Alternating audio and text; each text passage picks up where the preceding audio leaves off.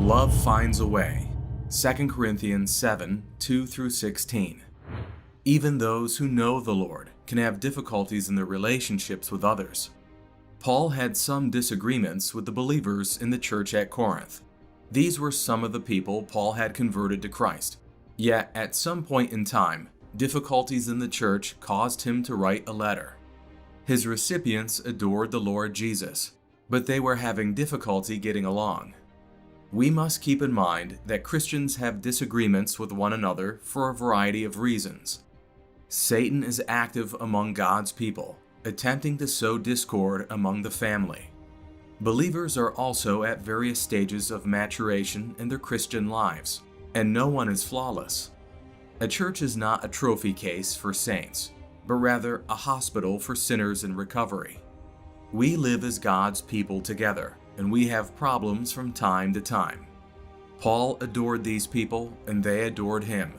Sometimes we hurt the people we love the most. But if love is present, it will always find a way to solve the problem. Paul assured the Corinthian believers that there was nothing they could do to make him stop loving them. Love always manages to find a way. Chapter 1. Love's Hopeful Intention. 2 Corinthians 7, 2-3, New King James Version. Open your hearts to us. We have wronged no one. We have corrupted no one. We have cheated no one. I do not say this to condemn, for I have said before that you are in our hearts, to die together and to live together. Paul began stating that his heart had always had the best intentions. 2 Corinthians 7, 4, New King James Version. Great is my boldness of speech toward you, great is my boasting on your behalf. I am filled with comfort, I am exceedingly joyful in all our tribulation. He also stated that his efforts to solve the problems were making some progress. 2 Corinthians 7, 5-7, New King James Version. For indeed, when we come to Macedonia, our bodies had no rest, but we were troubled on every side. Outside were conflicts, inside were fears.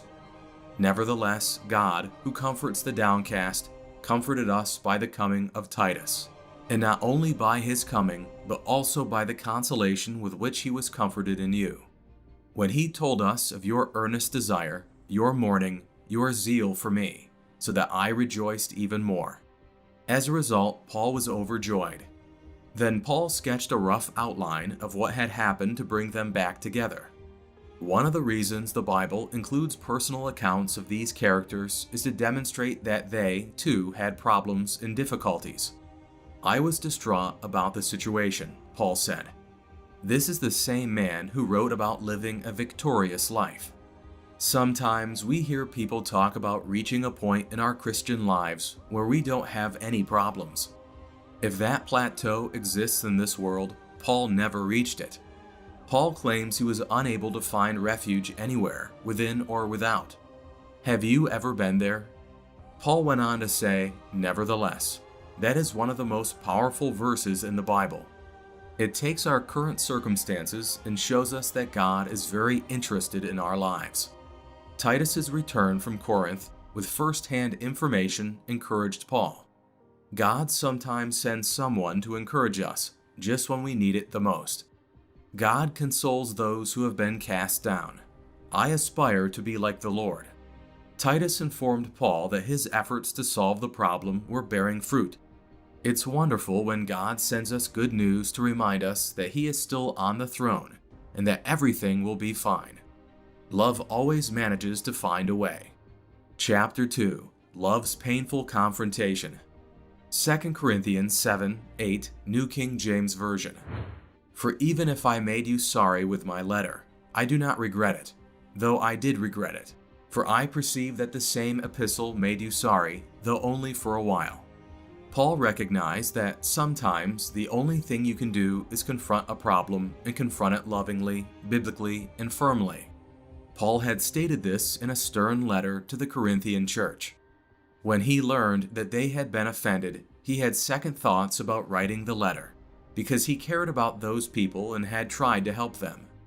2 Corinthians 7, 9, New King James Version. Now I rejoice, not that you were made sorry, but that your sorrow led to repentance. For you were made sorry in a godly manner, that you may suffer loss from us in nothing. It can be difficult to tell whether we acted in the flesh or if God directed our actions. Over time, Paul realized that while his harsh words had hurt the Corinthians, they had not actually harmed them. His letter compelled them to confront the issue with godly sorrow, which resulted in repentance. Paul could see everything had worked out in the end. 2 Corinthians 7:10, New King James Version. For godly sorrow produces repentance, leading to salvation, not to be regretted. But the sorrow of the world produces death.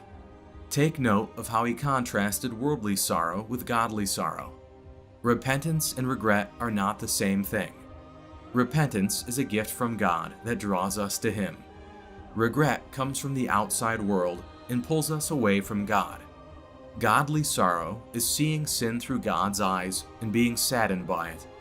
Many people never repent because they never see their sin as God sees it or learn to despise it as He despises it. Godly sorrow for sin is the source of repentance. People are never saved unless and until they repent.